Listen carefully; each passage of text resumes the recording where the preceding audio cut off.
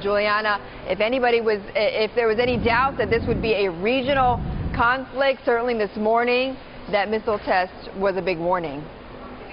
Yeah, Betty, it just shows how volatile this situation is. We're still waiting for confirmation that that was a joint missile test with the U.S. That's what Israel is saying. We've put in inquiries to the White House. They keep saying, we'll get back to you. I just got off the phone with someone at the Pentagon who said that they are looking into those reports and they're trying to figure out what their response is going to be. So where do things stand right now? Well, today the administration is continuing what they're calling the flooding the zone strategy, trying to get members of Congress to vote for this resolution of force.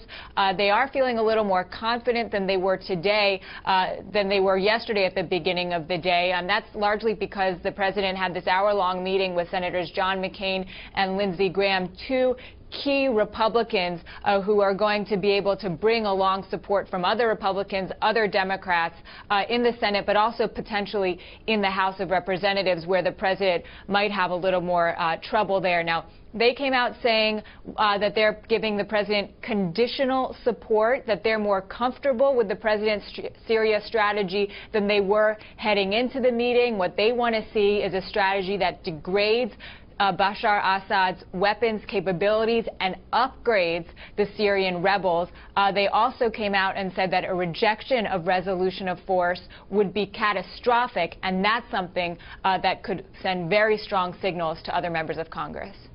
If the Congress were to reject a resolution like this, after the President of the United States has already committed to action, the consequences would be catastrophic in that the credibility of this country with friends and enemy and adversaries alike would be shredded. And Betty, the other interesting thing about the message that you heard from Graham and McCain was what they were essentially echoing the real main message from the administration right now, from Secretary of State John Kerry on to other administration officials as they're briefing Congress, which this is not just about Syria alone, but also the dangerous signal that this would send to Iran, and that's also bolstering the case for some kind of military action. Juliana, there have been several congressional briefings throughout this Labor Day weekend. What do we watch for today?